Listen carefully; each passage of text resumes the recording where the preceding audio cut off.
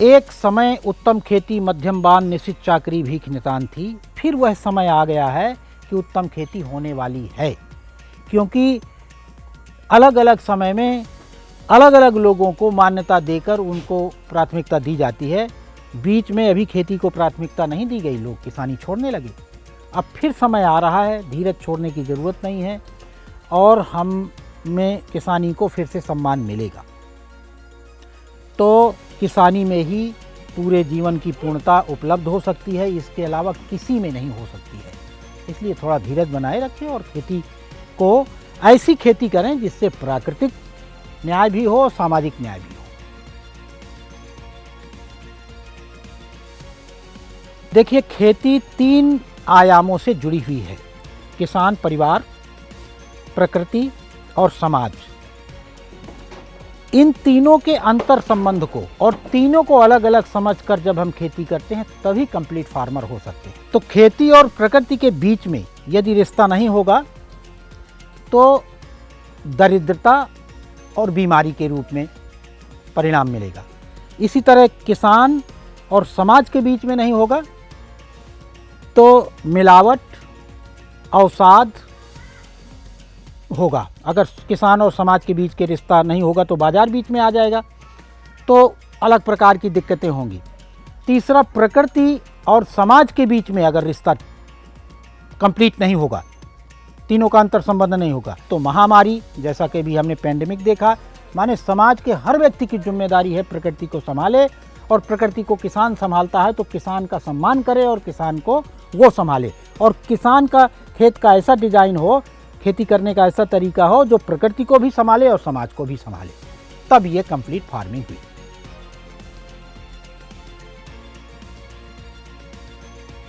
सही अर्थों में देखा जाए तो जमीन के नीचे का पानी आदमी का नहीं है, मानव जाति का नहीं है। मानव जाति का पानी तो जो ऊपर से बरसता है, उस पानी को जितना ज़्यादा से ज़्यादा कलेक्ट कर ले, जितनी बार उसको प्रयोग कर ले, वही उसका पानी है। इससे कई फ़ायदे होते हैं। पहला फ़ायदा तो ये होता है कि अगर पानी ऊपर वाले को इकट्ठा करता है तो उससे ग्राउंड वाटर रिचार्ज होता है, और ग्राउंड वाटर रिचार्ज नहीं होगा तो अगली पीढ़ी के लिए पानी ही नहीं रह जाएगा। तो ग्राउंड वाटर रिचार्जिंग होती है। दूसरा जो सबसे बहुत फ़ायदा किसानी में होता है वो फसलों की गुणवत्ता बन जाती है। हमने एक प्रयोग किया, 60 बीघे खेत में हमने गेहूं बोया।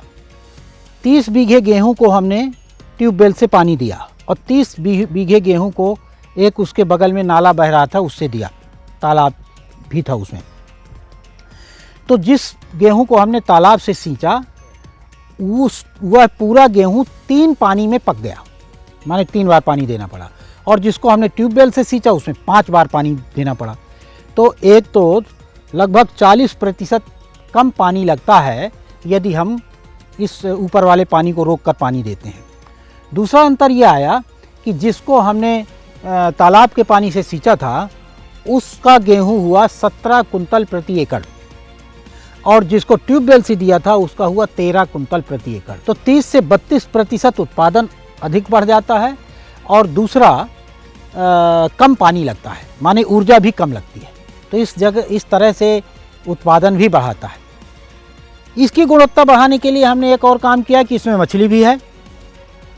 बतख और मुर्गी का खाना, मुर्गी और बतख जिन महीनों में हमें खेत में डालने की ज़रूरत नहीं होती है उसको इसमें डालते हैं।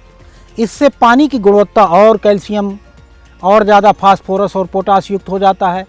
मछलियों की ग्रोथ बहुत अधिक होती है, जल्दी जल्दी होती है, और पानी का गुण और अधिक बढ़ जाता है।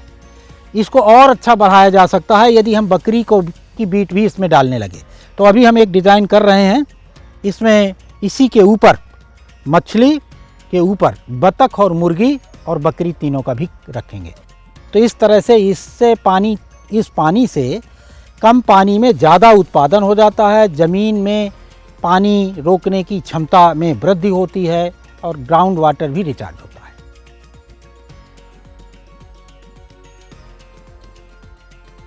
बहुत कन्फ्यूजन है पूरे दुनिया भर में। अभी ऑर्गेनिक फार्मिंग का एक स्वरूप पूरा विकसित होकर आया नहीं है। बहुत प्रकार के लोग ऑर्गेनिक फार्मिंग में, कोई एक छोटी सी खाद बना लेता है, कह देता है मैं ऑर्गेनिक फार्मिंग करता हूँ।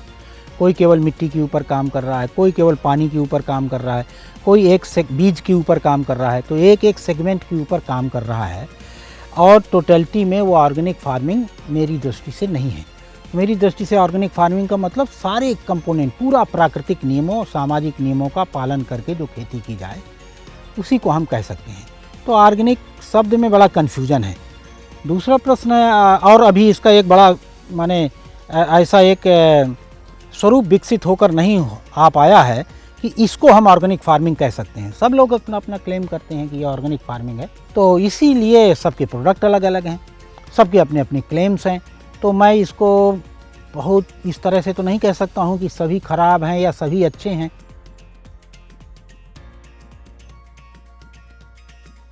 हमारा उसमें फंडा ये है कि मार्केटिंग में, कि मार्केट कब बीच में आता है, जब समाज के और किसान के बीच में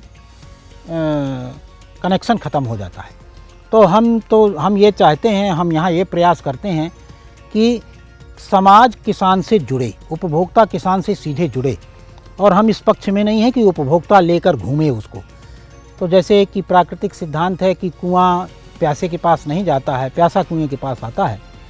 तो यदि उपभोक्ता सीधे किसान के पास आएगा तो किसान का उत्साह भी बढ़ेगा और उसको सही चीज़ें, उपभोक्ता को सही चीज़ें मिल जाएंगी, पैसा भी कम नहीं लगेगा। ये जितनी दूरी बढ़ाएंगे और जितने प्रकार के बिचौलिए आएंगे तो वो सब प्रकार का नाटक करेंगे।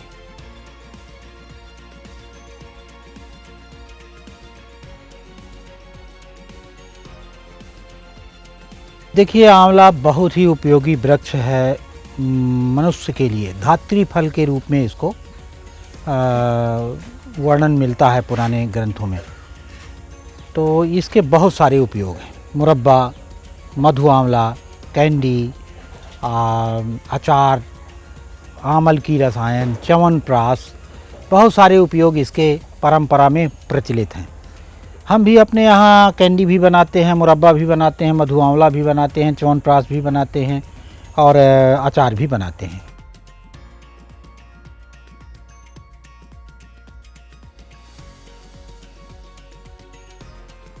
हमारे यहाँ प्रोडक्शन लगभग फिक्स है। एक आंवले के पेड़ में 4 से 5 कुंतल आंवला, कभी कभी 6 कुंतल भी हो जाता है। इससे ज़्यादा होने पर डालें टूट जाती हैं, फट जाता है। तो उत्पादन तो इसका लगभग 5 कुंटल प्रति पेड़ के औसत से रहता है इसका।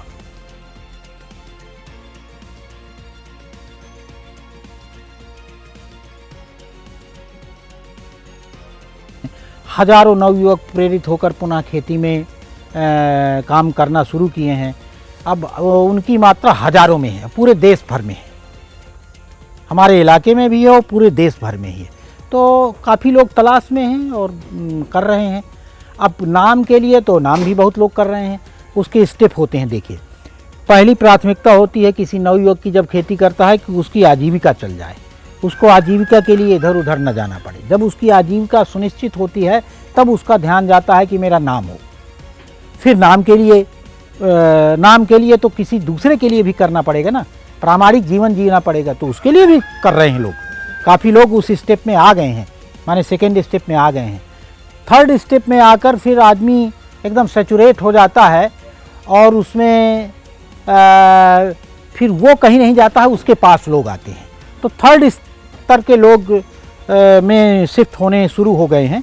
उनके फार्म हाउस, मैंने कई 4-5 फार्म हाउस में गया हूँ। मैं नौगांव में एक फार्म हाउस गया और यहाँ बिसंडा के पास में एक फार्म हाउस मैंने देखा। कई लोग हमें लेवाने आते हैं, हम वहाँ जाते भी हैं।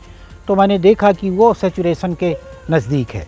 सैचुरेशन का मतलब उसकी साइक्लिसिटी पूरी हो गई, माने उसके खाद का चक्र पूरा हो गया, उसके पानी का चक्र पूरा हो गया, इसके बीज का चक्र पूरा हो गया, उसकी पैसे का चक्र पूरा हो गया, कहाँ से आएगा और उसके सारा कहाँ बच्चे पढ़ेंगे, कैसे रहेंगे, सब पूरा का पूरा कंप्लीट हो गया। ये कंप्लीट होने के बाद आदमी स्थिर होता है। किसान ऑफ इंडिया के YouTube चैनल को सब्सक्राइब करने के लिए नीचे दिया सब्सक्राइब बटन दबाएं और किसान ऑफ इंडिया से जुड़े सभी अपडेट्स को पाने के लिए बेल आइकन दबाना ना भूलें।